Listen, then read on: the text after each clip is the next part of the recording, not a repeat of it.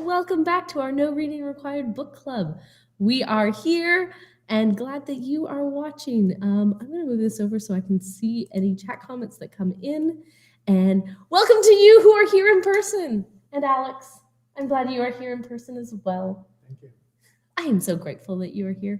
And grateful is what we're talking about today. So, how's everybody doing? Good. We had homework last week, and after a month, so I'll remind us what our challenge of the week was to remember to write down things we were grateful for, to be thankful every day. And I did this all through October. Every day I wrote 3 things down, and a page in my journal where I had the days of the week. Hi, Mom. And I would just write 3 things on each line. And then November hit and I didn't set up a new page, so I didn't do it this week. I've been doing it for months, and after I signed up for homework. So if you're in my boat and either completely forgot or life got in the way, the fact that I didn't write anything down does not mean I was not grateful at times, but I was not as intentional as I had challenged us to be. Hi, Joanne. We're so glad that you're here. So if you haven't had a chance to embrace this journaling idea, I'm going to say this is a good week to get started. Canada has finished Thanksgiving, but our American neighbors are getting ready. They're gearing up for their Thanksgiving. So it's just a season of thankfulness. And with that, I invite you to pick up a notebook. It doesn't have to be a fancy journal. If a fancy journal will help you be inspired to keep it somewhere pretty, like out on your coffee table, use that. But if not, it doesn't have to be anything like magical or specific. It's what works for you. So I could see somebody who is really into their phone, maybe having an Evernote file open and they write it at the start of the day, or a scrap piece of paper like they leave on their kitchen table. Like, it doesn't have to be a specific thing. The nice thing about keeping it in a journal is, and he gets into this in this chapter because we are in Tongue Pierced, how the words you speak transform your life. And this chapter is developing an attitude of gratitude. So I had said I do it at the end of the day to reflect on my day and the goodness God has given. And later in this chapter, he suggests doing it at the start of your day. Set your attitude for the day of, I will be thankful today. Today, let me look at my blessings. And by starting your day with giving thanks, you are setting yourself up to look for the good and the joy throughout the day. So at the start of your day, reflect on what was the good of the day before. And I like that. It's not my habit yet, so I don't know how I'm going to transition it from, I normally do this as an examining of my day at the end of the day, to trying it at the start of my day. But I like the concept of starting my day with giving thanks. And this was the other piece he put with that, is by keeping it in a journal. On days where you wake up and you're like, I just can't think of any reason to be thankful right now. I am low energy. I've woken up on the wrong side of the bed. For whatever reason that you might not feel as thankful or joyful, or you can't remember, maybe the day before was a rotten day. You got in a fight with somebody, or you got bad news on the phone, or you're in a place of grief. Anything that's causing that, when you wake up, we're going, well, yesterday was just a no good, rotten, what's his horrible, no good, rotten, bad day. I can't remember the name of the book. But if you've just gone through one of those days, when you pick up your journal, especially if that's the only thing you put in, so it's easy to flip back, you can go back and go, yes, yesterday was rough, but this month I've been blessed by these things. Oh, and I forgot that so-and-so did this, and I forgot I had this wonderful conversation with this person. And by going back and seeing how good it is, it helps refocus us, give us a different perspective. So I thought I think that's probably the biggest and greatest takeaway from this chapter. I'm putting it right up there in the front, so please don't bow out now, but that was, we had already set that as our challenge for the week, and we're going to go into week 2, this coming week, and invite you to try it again. The title, by the way, and I should know this because it was a book of mine when I was very young. Speak louder. You are farther away from the mic. Alexander and the Terrible, Horrible, No Good, Very Bad Day. Alexander and the Terrible, Horrible, No Good, Very Bad Day. What a good book. It was read to me a lot as a child. What with the matching name and all. There were days when something really nice, but I was very thankful for our road breakdown. Just right after it happened, middle of the day, it didn't matter. And I think even that is an excellent, I think starting your day writing down, he says 5 things, but 3 to 7, 5, whatever number you choose to reflect on how your day was, really sets the tone for your day. And if some of the monastic traditions where they would have pauses throughout the day to specifically, there was something they were doing to recenter themselves back on God. So if you have a pause after something good and you write it down or record it, or even just have a time of thanking God for it, it recenters the rest of your day. Having a time at the end of the day to say, God, look at all the places you've been with me throughout the day is also a good, any of these alone are good. All of them together are exponentially better. I have a frog in my throat. Poor frog. Poor frog. Yes. Okay, so this was a great chapter. I find we as a community over the last 2 years have talked a lot about gratitude. So it was one of those chapters where nothing was mind-blowingly new. Nothing was like, hey, I've never heard that thought before. I've given the one piece that I was like, that's a great idea, of doing the recording at the start of the day opposed to the end, and his reason why. Other than that, it was what you would expect from this type of chapter. Good information, but it might be things we know. So this is more of a, sometimes one of my, hi, Susie and Stuart, glad you can join us. One of my professors once said, sometimes your job as a pastor is to bring a new revelation. This is what God is saying to us at this time and place. But a lot of what a pastor nowadays is called as a shepherd to the people is just to remind people what they already know about God's way. Come, people, let's go this way with God. And that's how I felt about this chapter. Okay, so our verses to start off are, and our quote, because he always has quotes at the beginning of the page. There they are. As we express our gratitude, we must never forget that the highest appreciation is not just to utter words, but to live by them. John F. Kennedy. And then the other one is from 1 Thessalonians, written by Paul. Rejoice always, pray without ceasing, in everything give thanks, for this is the will of God in Christ Jesus for you. So his intro is just talking about how one of his son's very first words was saying thank you, and how the word thank you needs to be more than just manners, but a part of who we are and our life.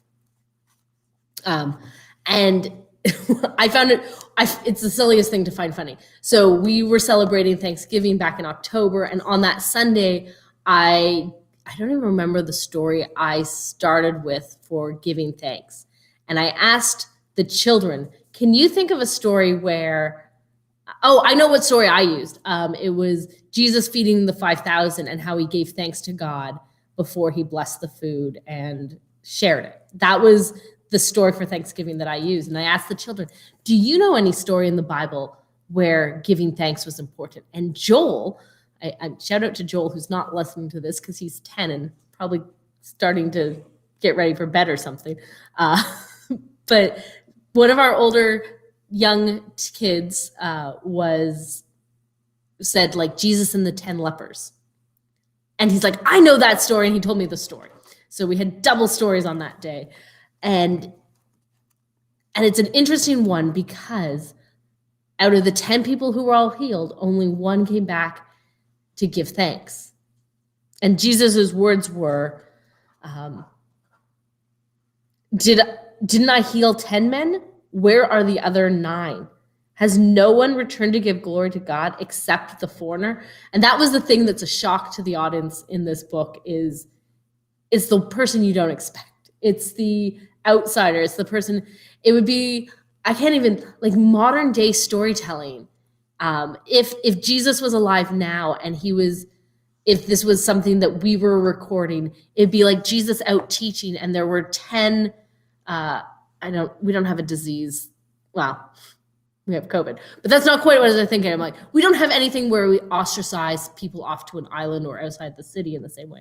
But imagine Jesus visiting 9 Christians and an atheist in the ICU COVID ward and pray and saying, you be healed by doing this. And then only the atheist coming to give thanks. Like that's the mindset of where this would be in the idea. Why are the Christians who should be coming to give thanks are? So here are some points that he gave. Jesus' encounter or lack of with this group of lepers reveals 4 truths about how we express gratitude in our lives and how gratitude or lack thereof ultimately shapes our experiences. Number 1, God often gets forgotten in the good times. And I don't know if this is true. I think it's true. And I also think it's not true. I think people who are prone to turn to God in the good times and turn to God in the bad times. His point is, in the good times, we are more likely to think it was our luck, our ingenuity, our resourcefulness, coincidence. I did this for myself. So when God has been blessing us and has been a good time, the tendency is more likely for us to think it was what we did and forget that God is blessing us. And when things turn, we're more likely to go, God, what are you doing to me? So I agree with that. But I know Christians who praise God in the good and remember to turn to him in the bad. So I think sometimes in life, some of us just are more likely to remember to turn to God. But he made a good point. God is often forgotten in the good times. That might be unfair, but there are times he and I see things from a different angle. God often gets forgotten in the good times. God blesses the grateful and the ungrateful. So this one was an interesting one to me. We've talked before about the idea of common grace. God brings rain for the righteous and the unrighteous. And rain, when you lived in a Middle Eastern world, especially as farmers, rain was a blessing. Rain was the thing you needed for your crops to grow. And so that statement, God brings rain for the righteous and the unrighteous, is an example of common grace. God gives oxygen for all of us. If you can think of a common grace, because I didn't make a list of them ahead of time. When a specific country is being blessed, it's not just a blessing for the righteous, but the unrighteous. Like God healed all of the lepers, both the ones that chose to be grateful, and he knew who would be thankful, and the ungrateful. Failing to thank him for what he does not mean he's going to remove his blessings. Even though 9 of the 10 lepers didn't give thanks for the healing, they stayed well despite their attitude of ingratitude. They got to keep the blessing that was given to them. And so that one, God has common grace. I know I read it today. Does he bring it up here? Yeah, it's point 4. So I'll save that for point 4. Grateful words reflect greater faith.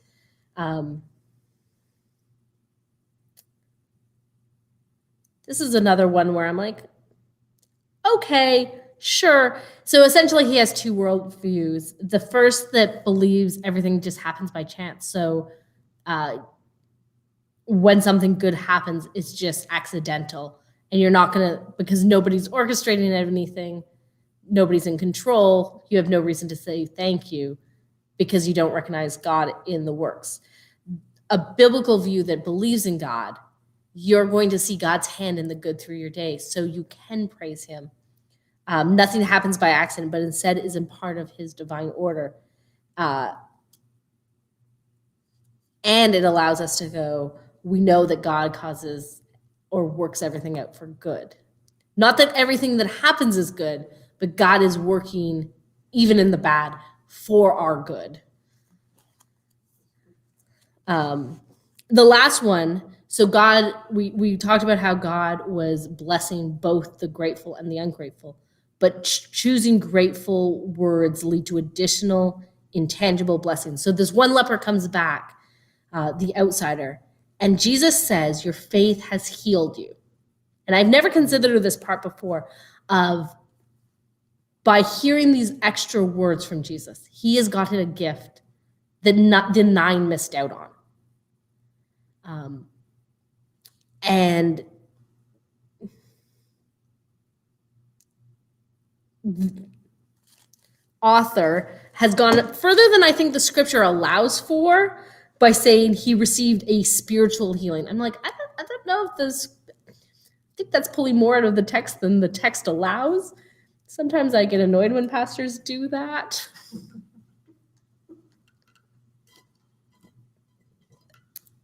I'm out of water.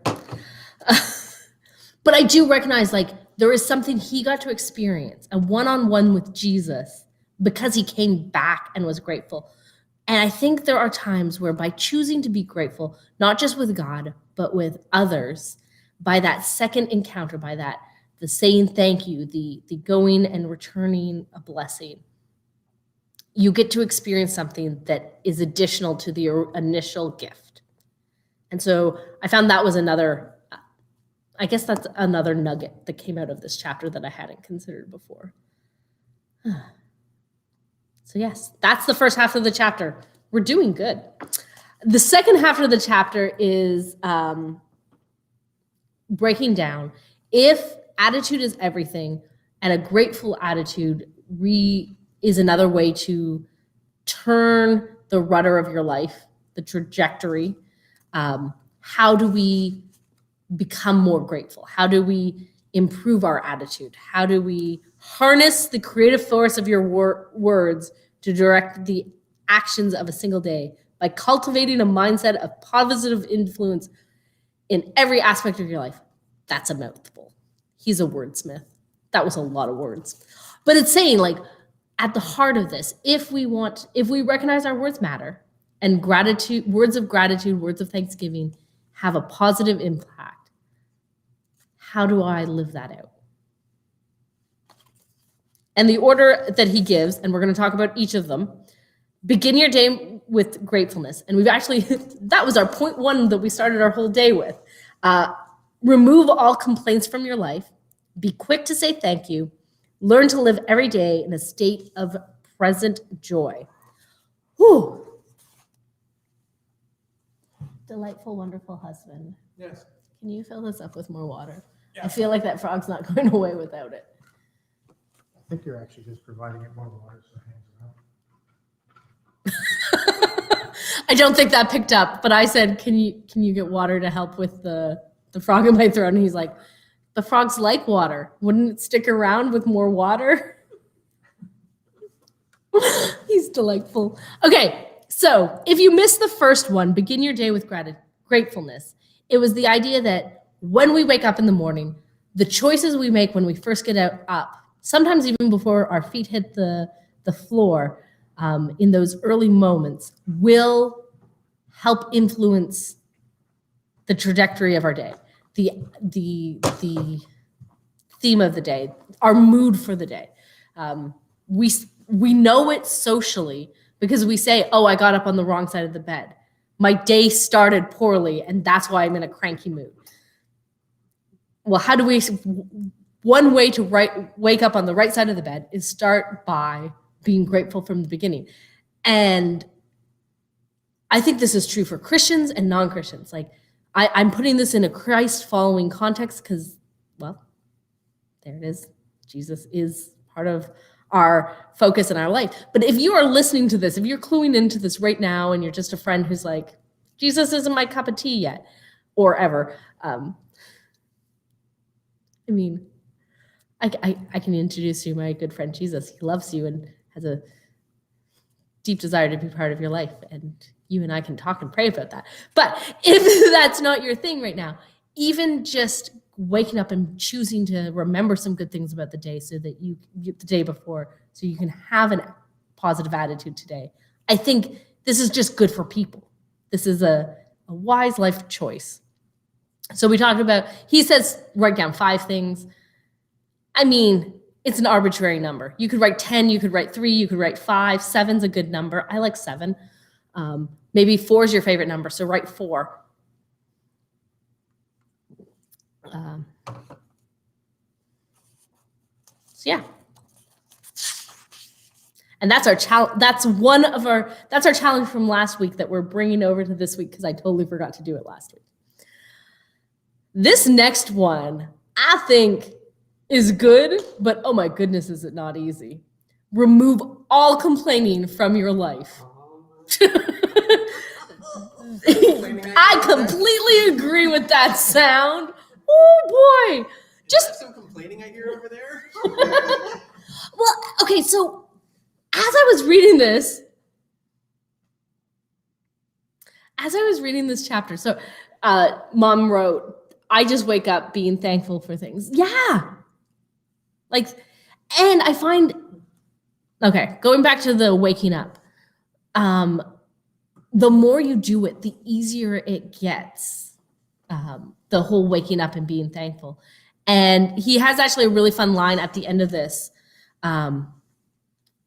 He says, like, track this. Do this not just for a week, like start with a week goal, but like try it for a month, for a couple months, and see how things have gone over. Before long, you'll find yourself waking up saying, "Good morning, Lord," rather than "Good Lord, it's morning." I thought that was cute. So this morning we were getting together for prayer, and somebody in the circle of prayer this morning just asked me how things are going with children's ministry. And so I was sharing the truth of the good and the challenging. And it's really hard when somebody's asking you what is a problem area to keep in this is a good problem to have without being complaining. Like, it was right on that line because we joked, oh yeah, we're just gossiping. We weren't. We were, but it's right on that line of, I am truly sharing with some people who care about my ministry. What are some of the obstacles that we are overcoming right now? What are the things we are working through? And I'll just share them. If you want to pray for North Grenville Community Church, we have this blessing of very young children and middle-aged children. And we have me as the primary children's ministry leader right now. So all the kids are together. And that's just a challenge because the games that will engage the preschoolers and younger are too juvenile for our older kids. And something that's going to touch the older kids is going to be boring and over the heads of the younger kids. And it's just an ongoing. So we were just talking about those challenges. And it's really, even in this thing that's a good thing to share so people can pray, so we can talk, how do you walk that line of sharing a true problem without niggling and getting worked up? And like, I find that a challenge. That's where like complaining can start because it started out of a good motive. How can we pray for a challenge? And we do. We have some people who are going to come in and help, and so we were praying for a blessing in that way. And it starts sometimes very easy. I would like to pray. Like, I'm thinking in Christian circles, I would like to pray for you. What's going on? And where does sharing a health concern become a complaining? Like, we do need to share so we can pray, but when does it slip into that? I think we do that with gossip as well. This chapter isn't about gossip, but where does it go from? I need to share with you this concern, this burden I have for somebody to, well, let me tell you the detail. Like, and sometimes an accountability partner, a close friend, somebody you pray with, is the person you tell it to.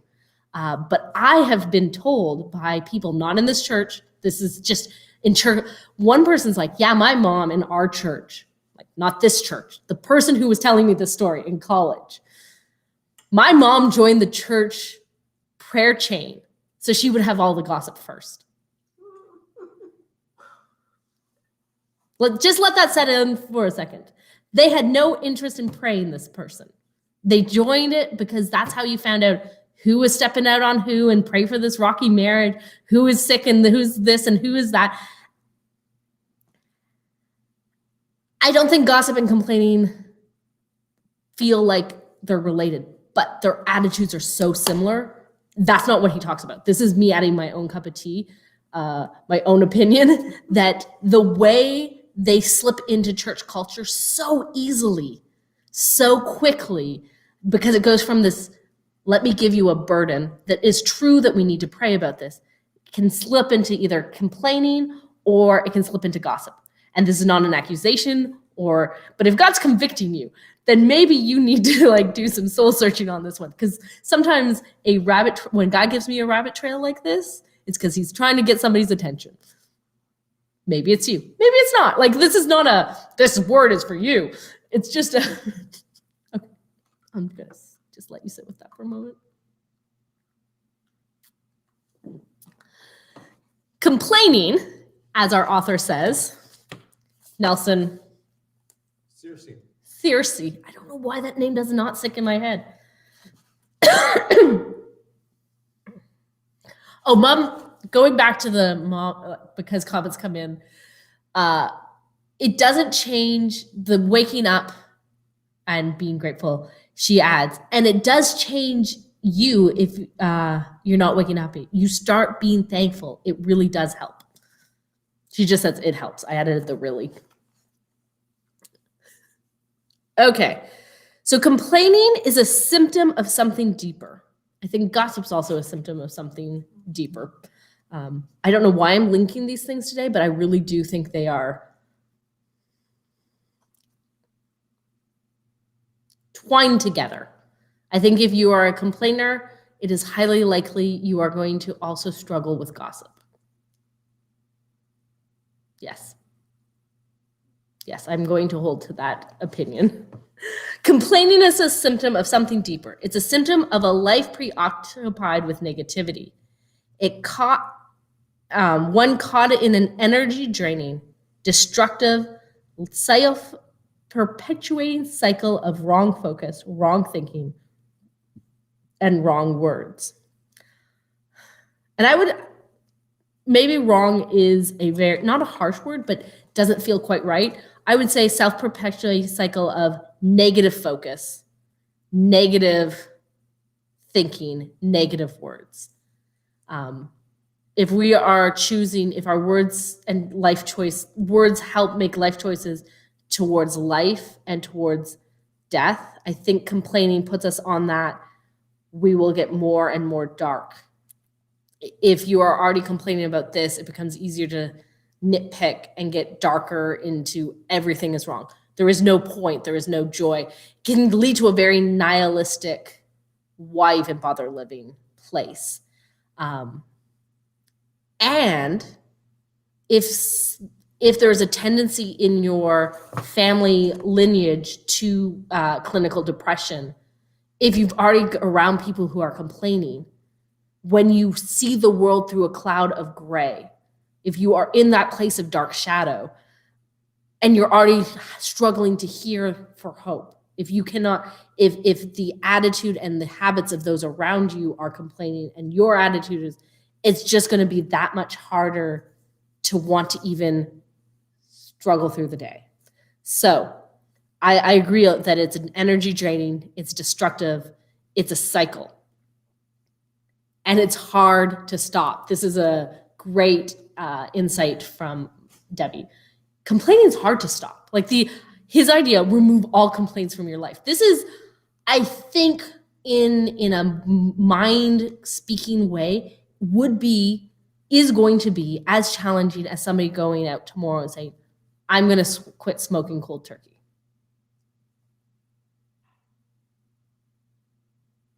I'm going to quit cold turkey. And which gives me, this isn't in his book. So I'm going to give my thoughts. I'm going to put a pin in that, and we'll come back to it at the end of this little. Naturally, when we are a complainer, if we keep complaining, it naturally invites others to complain around us. And I think that's another thing that links to gossip. If I am a gossiper, other gossipers are going to come to me with gossip and want to share the juicy morsels of, because it does taste sweet when you have something that nobody else knows and you get to be the person who shares the good stuff. And complaining can feel like that as an instant release at the same way. Again, I do think these things are too linked. Somebody should write a book or an article about that. It's not going to be me. Okay, naturally invites other people to complain around you, which does nothing but lead you to create a cynical, destructive environment.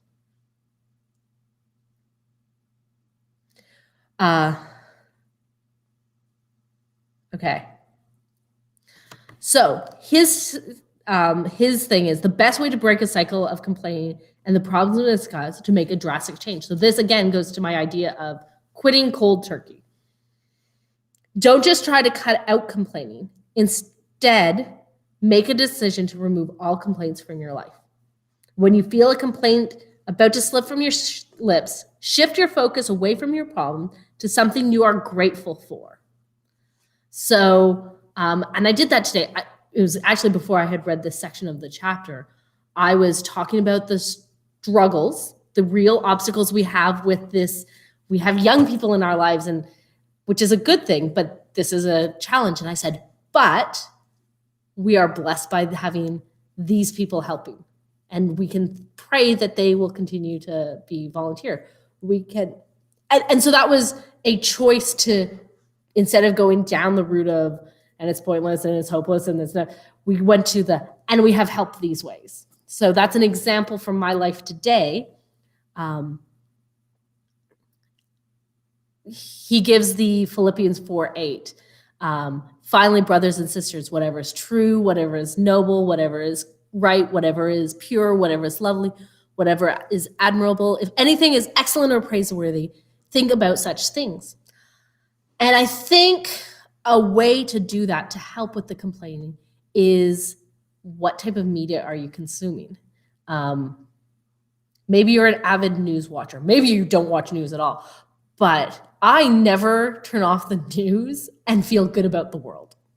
The one fluff piece about somebody rescuing dogs never overshadows the doom and gloom of the state of the world. I think it's important to know what's going on so that we can pray. But I realize I need to now balance that half hour of news consumption with other positive media so that the predominant attitude that I'm thinking about is true and noble and pure and right and lovely. And I don't think this is just a matter of sticking my head in the sand. This is not ostriching. Funny fact, ostriches don't actually do that, but it's but it is if I'm going to spend time in the news, I might need to go and read an Lucy Maud Montgomery book. Those cheer me up. They feel positive and joyful. If I've watched news, maybe I take an hour and go for a walk and Alex and I talk about something positive. Or I put on a Christian song and do some housework around the house, like counterbalancing the negative of this thing with, that's not his thing, but I think that's one of the pieces, is you need more positive things in your life to counterbalance the other things we consume, because you need to know what's going on in the world. You need to, like, if you're not a news watcher, you don't, but like there's a piece, if you're going to watch the news and you recognize that's a discouragement, counterbalance. Thinking about this whole going cold turkey. I've watched a few people quit smoking, and there are different people who do it differently. Like there is definitely the people who go, I'm going to go from 4 packs to 1 pack, from 1 pack to 2 smokes, and you wheel it out. The one person I know who did cold turkey, quit smoking, what they did is they refocused their habits. It's exactly what he was saying here about when you recognize you're craving a complaint, switch your focus to gratitude. So what they did is they started carrying chewing gum in the same place they used to carry their cigarettes. And right before they actually held their piece of gum almost like a cigarette before they chewed it, because there was this whole habit and ritual to how this went. And in, like a book I was reading about habits, they're like, if you always have your smoke after dinner, well, start choosing to go, I'm going to have an apple and go for a walk. Like you replace the thing that was with the new thing. So maybe every Thursday at 10 a.m. I go see my friend and we go for a walk and we complain about life. Maybe you need to hang out with a different friend. No, but like that might be the piece. Like, hey, I can't do it this week, or let's talk about this week. Replacing those things. If I know that after I go to see the doctor, I always call this person to complain about my health, maybe we call before the doctors and say, like, pray for me. I'm going into, like, let's talk about the good news. I'm giving these arbitrary, I don't know your specific situation, but there are ways to quit smoking cold turkey. I think this is going to be just as challenging for some of us. And the other lesson we learned from quitting cold turkey is what they're discovering is some people, they can just do it. Mm-hmm. My husband did it. Yeah. He just put, Done. I'm not smoking again. And that was it. Done. I don't know if you picked up the voice, but it was saying their husband just quit. And other people, because maybe they're more addicted, it's been ingrained longer, for whatever reason, they go for a month and then they pick up a smoke because it was stressful. And then instead of going I messed up, I can never do this again, starting over. Like that it's okay to recognize this is no complaints is the goal and give yourself grace when it happens. Okay. I think that was. So yeah, Debbie's put in a few minutes ago. Then you need to remove all other complainers from your life. Maybe. And this is a hard piece of being a Christ follower is how, like, if everybody just dropped, if all Christ followers decided that the best way to be a no complainer is to drop all complainers from your life, then who is reaching out to the complainers with hope and life? So I think sometimes God invites us to maybe not give them all of our attention. Maybe the complainers no longer is our intimate 3 that helps shape who we are. I said that in a couple discussions ago. I was going to say the biggest difficulty with trying to remove complainers from your life is sometimes the complainers that you need to remove from having influence on our family members. Family. You can't just drop family. Like, yeah, you can't drop family. Or your biggest complainer might be the person who works in the cubicle next to you, or your boss, or somebody you cannot erase. And so like he doesn't really address that. It's definitely all on you, fix you. If we were talking about the physical act of smoking, we know, okay, smoking with everybody at 10:15 on the smoke break. By going out, you're tempting yourself. So don't go out. And so I don't know. I don't know where the piece is on that one. Because there are people, God doesn't want you to cut them out of your life, but making choices to go, okay, this person's going to complain.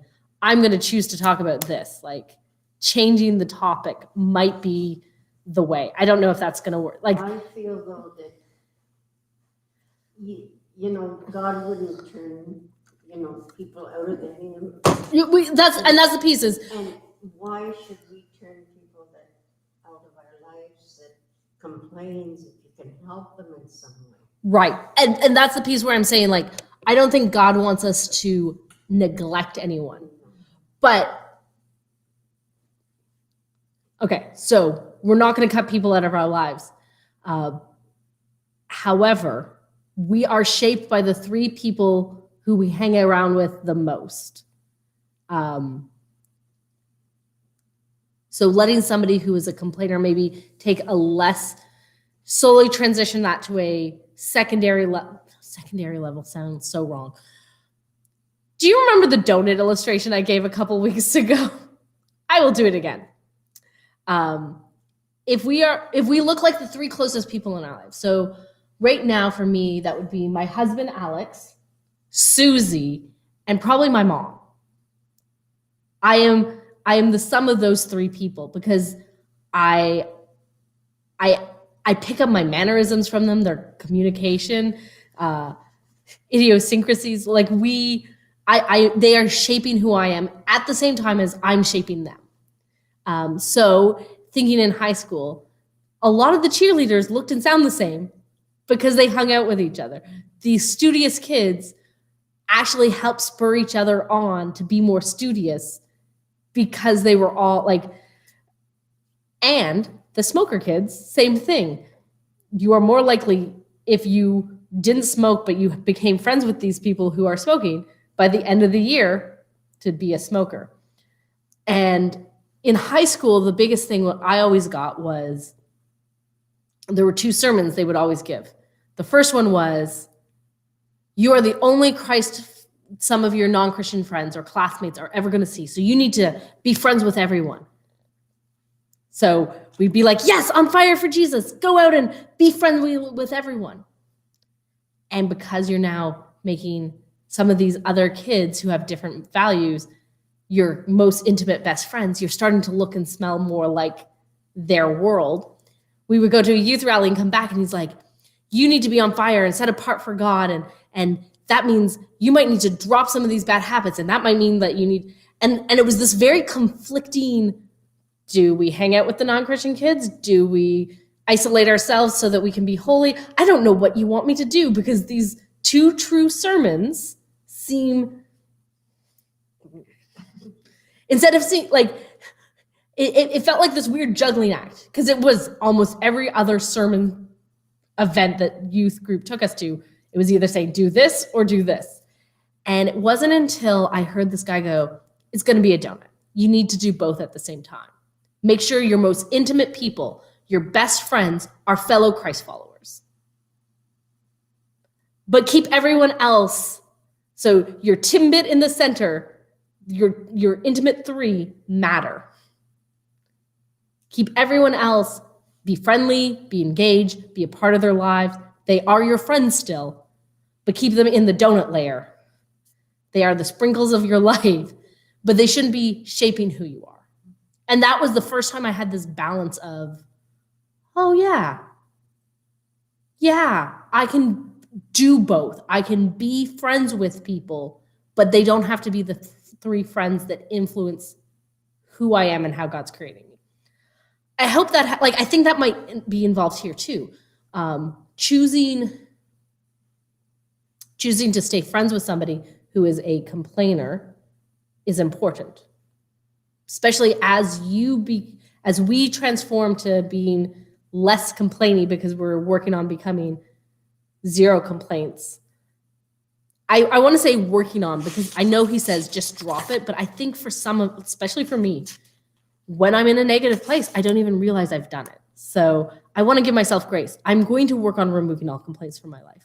I don't think I'm going to be perfect this coming week. I think it's going to be an ongoing process. But as I work towards that, I think it will help my friends come alongside me. And if there's somebody who is noticeably more negative, I might move them from that intimate layer, if possible, to that outer layer.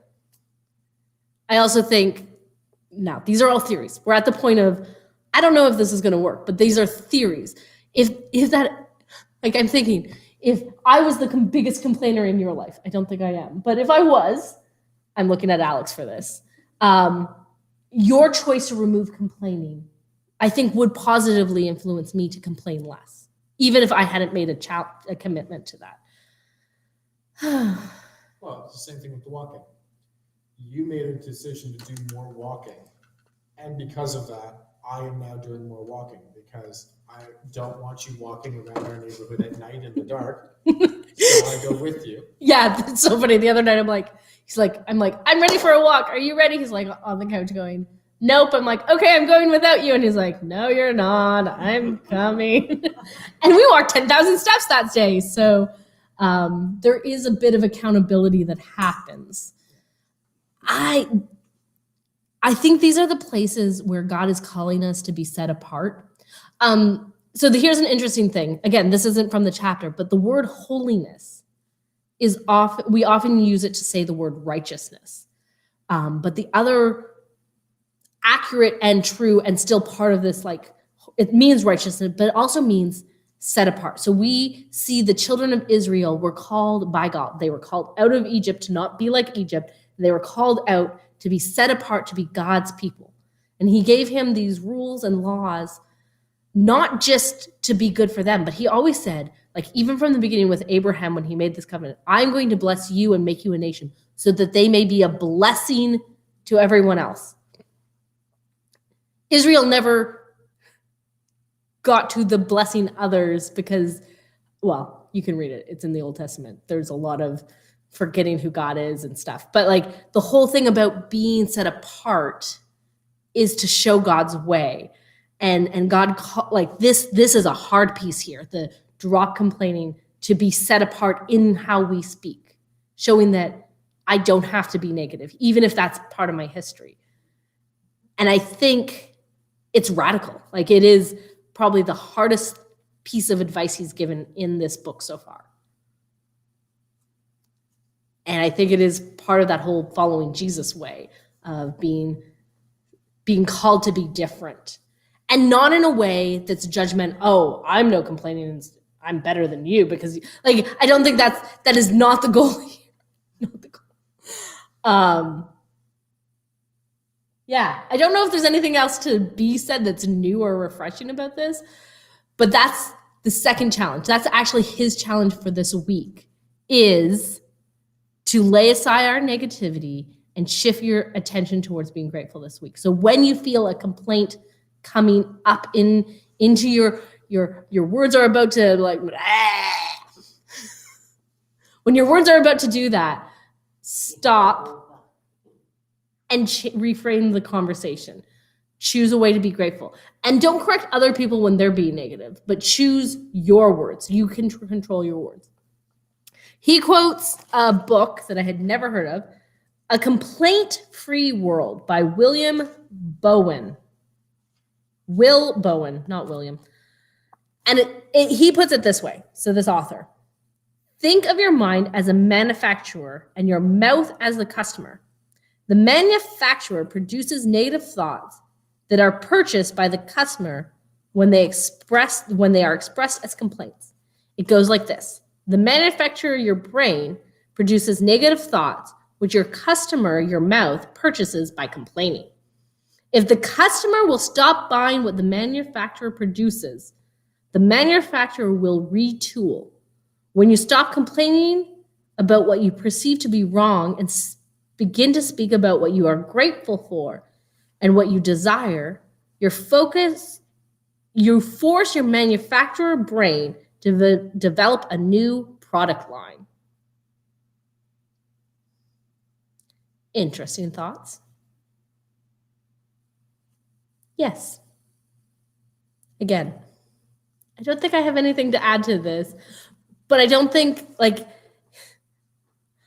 in a lot of ways, it feels like a chapter on don't do this bad thing, do the good thing, with no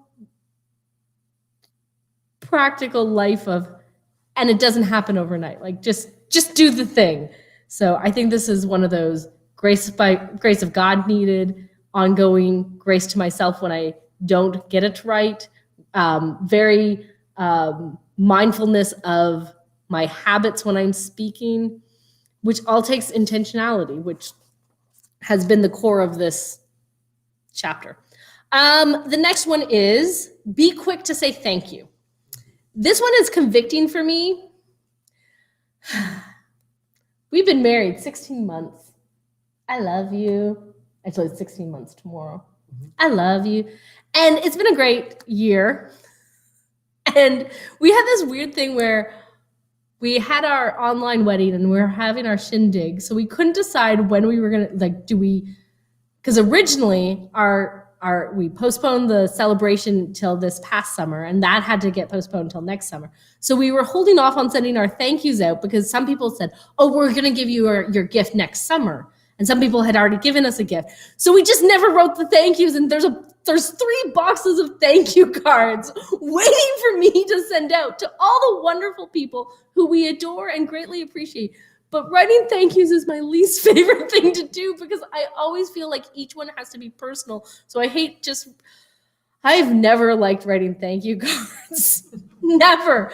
I remember my mom would give me the cards to write to grandma and just trying to my printing wasn't neat yet. And I hated feeling like I just kept making mistakes. It was just all of those negative feelings as a child just comes up every time I sit down to write cards. So they sit there, they're sitting 3 boxes of thank you cards sit on my desk. And I look at them every day and go, I should write thank you cards. And I just haven't.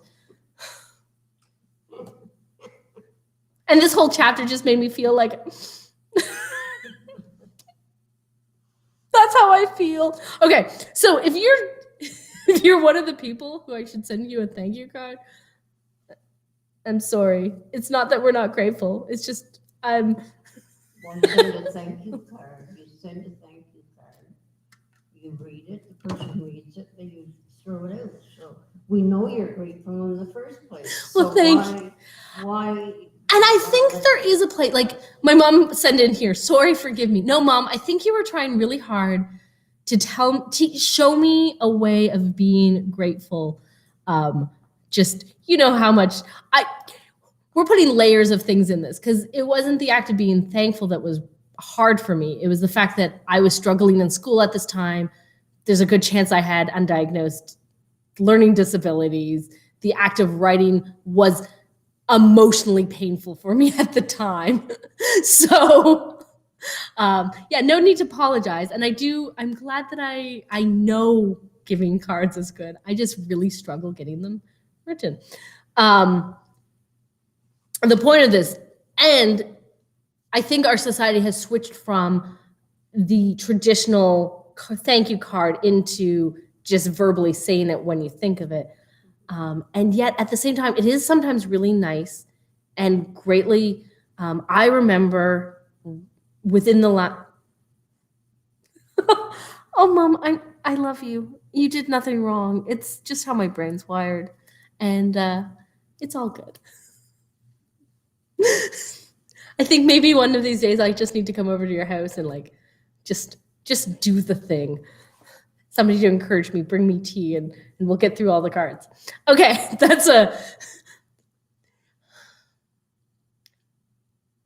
on the flip side, we've been on the side of a situation where we've done something very kind, out of the goodness of our heart, not looking for praise or anything, and then realized what we did was not actually appreciated.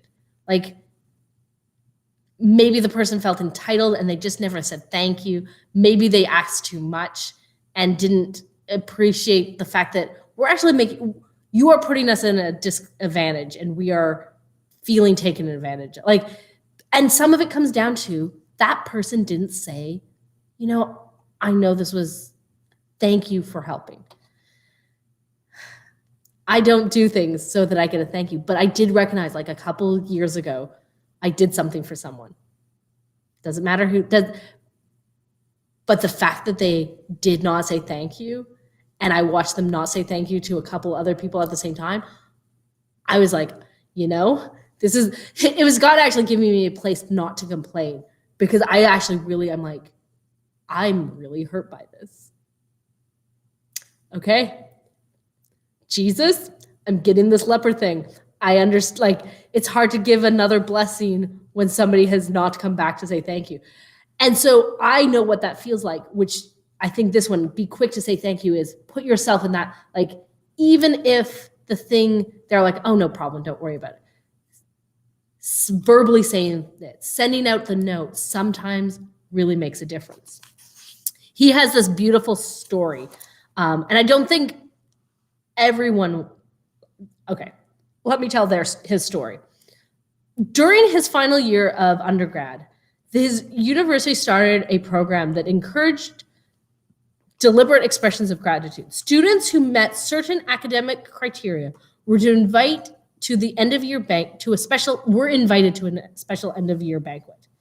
And each qualifying student was encouraged to invite a teacher from his or her high school that had been particularly influential. The university wanted to make these individuals guests of honor at the banquet, so that we, the students, now on the cusp of graduating to the next phase of our lives, could thank the ones who had an early impact on us. So he found out he qualified, and he chose a specific teacher, Mr. Sylvester, who had always been challenging me to rise to a higher level. He was my biology teacher, he says, and even though I hated biology, I respected this teacher. He regularly pushed me to achieve more than I ever thought I could, and taught me the important lesson of meeting life head on. Out of all the teachers I encountered, he had definitely had the most impact on my life. Unfortunately, the timing wasn't good. Mr. Sylvester's wife was sick, and he didn't feel comfortable making the trip. I was disappointed he couldn't be at the banquet, but even more than that, I didn't want to waste the opportunity I had been given to thank him for his influence.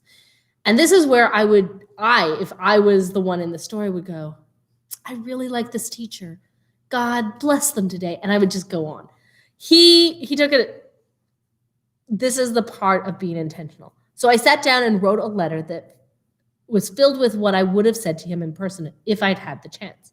After dropping the letter in the mail, life got busy, and I didn't think much about him or about the letter for the next several years. 10 years after college graduation, I was visiting my hometown, went out for lunch with a old friend who happened to be Mr. Sylvester's son, and asked how his dad was doing. Apparently, things were great in Mr. Sylvester's life. He had lost his wife. He was now had his own health failing. But as my friend described some of the difficulties his dad was facing, he said, you want to know how much that letter you sent to him meant? He framed it.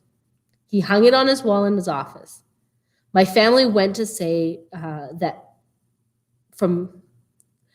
my friend went on to say that from time to time, his dad would point to my letter and make a comment about how his 40 years of teaching had made a true difference. I get all teary now. I was blown away that my small gesture had meant so much to him. So I'm most people know, my thank you cards for the wedding gifts are not going to be framed. But the habit of writing thank you cards, I think, leads you to the person who just really needs to be encouraged, will be encouraged. Did anybody watch Mr. Holland's Opus years and years ago? Do you know the movie? I watched it. I do not remember it very well. Okay, so synopsis. You should go find the movie. I don't even know where you would find it these days. We rented it back in the day from Blockbuster. So it's a few years old. This is when, if this was a youth group, the kids would go, Pastor Liz, you're old. What's a Blockbuster? Without fail, kids are great. Okay, so Mr. Holland's Opus starts with this young man who wants to write his own symphony, his opus. Newly married, and he takes up a teaching degree or a teaching position at the school. And the whole movie tracks his whole life at the school up until his retirement, because life does not go the way. He never gets enough money. He doesn't, like, he writes the symphony off and on in small times. There are some highs, there's some lows. There's a moment in the movie, is he going to run away with a student who's been flirting with, like, it's an epic, like, it's a feel good movie. I totally recommend it. And there's joys of success from doing musicals. There's places where the school budget is cut and he doesn't know if he's going to have a job. There's some tragedy in it. And at the end of the movie, and I'm totally spoiling the movie, so if you don't like this, plug your ears and sing a little ditty and I'll be over soon. I'll wave my hands when I'm done. So at the end of the movie, he's feeling like a complete failure. He has nothing to show for his years of teaching. They've just cut the program and he's retiring and they're not going to hire a new teacher, I think. I don't remember that part. I'm pretty sure, though, he's feeling like a failure. I know that. And he never wrote his great symphony. So his life dream never happened. And what was the good of all these years? There's nothing to show for my life. And his wife gathers students from across, it makes me tingle and like get all like goosebumpy, but all these students from across the years of his life to come together. And she takes all the scraps that he's been writing and leaving around the house, and she secretly gives them to these students in the band. And so this last day, she's like, come, let's go get this stuff. And there they all are on the stage, and they surprise him and play his thing. And it's all emotional. And he learned that his life mattered because they were saying thank you, and they all came up and talked to him, and it was beautiful. And yes, I'm totally crying. I didn't even have to watch the movie again to cry. Oh my goodness. And that level of saying thank you. Everyone wants to matter. Everyone needs to know they matter.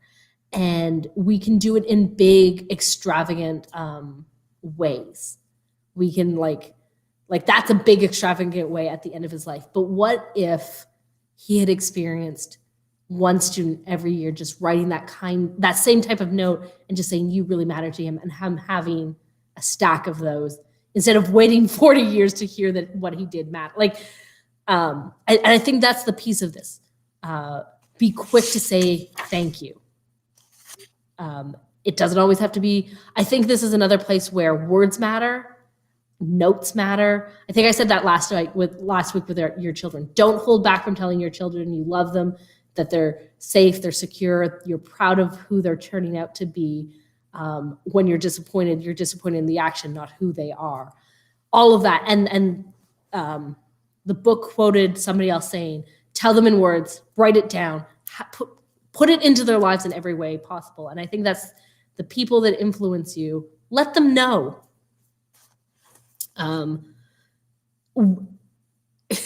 When we fail to say thank you to people who have impacted our lives, we are robbing them of a sense of joy and fulfillment that could easily be theirs. Never assume others know how you feel about it, about what they've done or who they are. Say it. Okay. The tears have surpassed. We can move on to learn to live every day in a state of present joy. Hey, we were talking about this today during prayer. So my last church position, I struggled to stay in the moment and the joy. Right now, I'm getting excited because Advent's coming in a few weeks. So we've got some things that we're getting ready for. And I'm feeling present in this joyful season of I'm anticipating Advent. It's a few weeks away. And the feeling today of opening the stuff was very joyful for me. In my previous church, because we had so much going on, if we were going to do something in Christmas, I was making the choices in May so I could order the things by the end of June so they would rely in August so that I could start Christmas preparations in September. So while we're celebrating Easter, my head's already on Christmas. I wasn't really fully in Easter and I wasn't really fully in Christmas. At Christmas time, I was already looking at the VBSs we were going to do for our kids' clubs in the summer. So while I was experiencing Christmas, my head was already going, what are we doing this summer? And so I was getting excited for this thing that's going to be amazing in the summer while trying to stay present. And I found it life was, because it was just one big thing after another. And I was always looking for the next event we were going to do. And I like, that was a ministry struggle. It was one of those, I was caught up in doing for the Lord without being with the Lord. In a similar way, he referenced a friend who was always looking for the next thing. Once I graduate, I'll be where God wants me and I'll be happy. Well, now that I've graduated, once I'm married, I'll be where God wants me to be and I'll be happy. Once we have children, once I get this career place, once we, I haven't seen the movie, but the movie Click, where Adam Sandler is essentially given a remote control that he can fast forward his life. And then he fast forwards through all the doll bits. And he gets, from what I understand from the synopsis, he gets to the end of his life in the movie and realizes he's missed all the good things because he just kept fast forwarding to the next experience, that he lost the stuff that happens. There's so much God brings about in the sitting down for the prayer today. Like that was, we're not going to remember what we talked about today in 2 years. Probably not even 6 months, but the being together, I will always remember. It was just a good day of gathering and praying. Those build on each other over time. Sitting with at my parents on a Sunday afternoon and being present in that is building relationship with them. It's enriching our lives, like all of these things. I love our time walking at night because it's this being present and reflecting on our day and talking about things that we wouldn't have talked about over lunch. It's my favorite. I love you so much. It's also free of distractions. Yeah. It is just two people walking around the block with nothing to get in the way. There's no televisions, there's no computers, there's no phones. There's no Yeah. books. It's really hard to play on your phone when you're walking. But yeah, it's just none of that stuff. So it's just outside and enjoying the world around you and having someone with you to enjoy that with. Paul, in his letter to the Philippians, says, I've learned to be content, whatever the circumstances. I know what it is to be in need, and I know what it is to have plenty.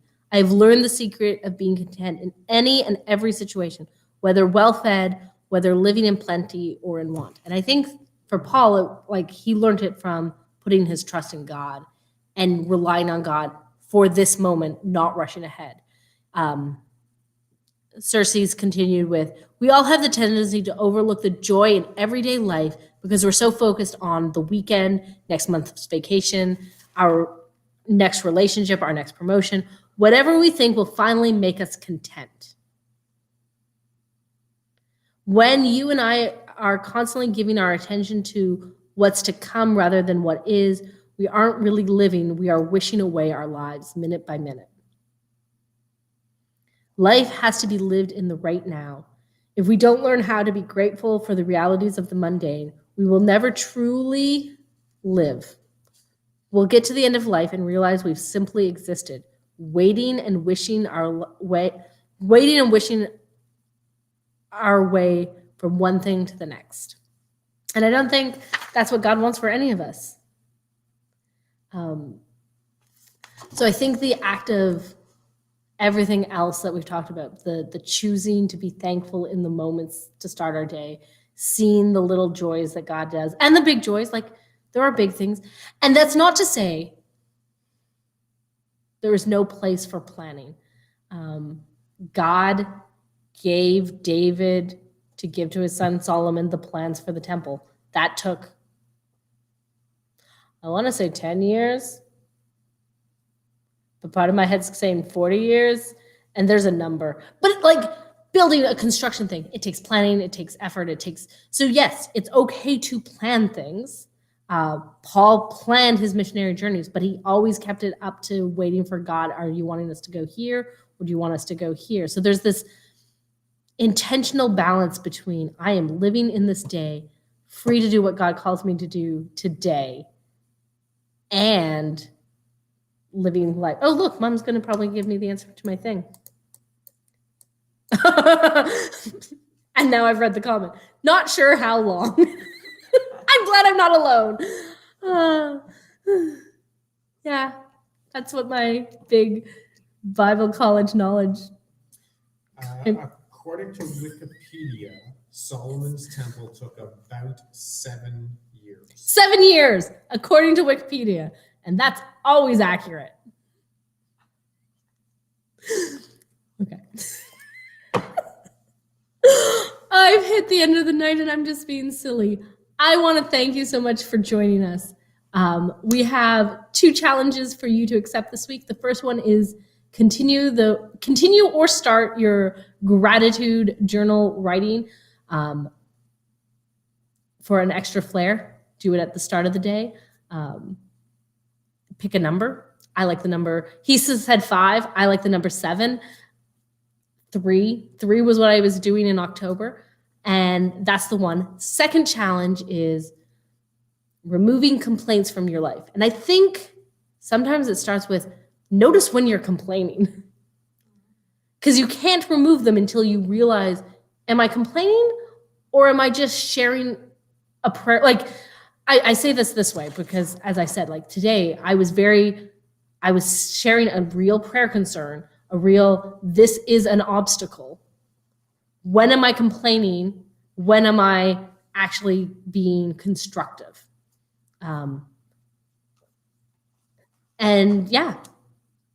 The other points were be thankful, be quick to say thank you, let people know how you feel of them. And I think all of this helps us live in the moment. So it's a little bit later than I had planned, but thank you for sticking with us as long as we did. I hope you had a good night. There are some places where I don't think it's as cut and dry. Definitely the removing complaints and how do we balance the complainers in our life. You can only own your actions. So I think that might be a conversation we look into in the future. But we will keep doing this. We'll be back next week. And I want to give you a heads up that starting into December, we're going to be if this book isn't finished, we'll put it on hold. But we're going to do something different in December because it's Advent and I'm super excited for Advent. I will give you the announcement about what those things are next week. Yay, Christmas. Bye, friends. And you're welcome. Thank you for thanking me on this night of talking about attitudes of gratitude. Good night.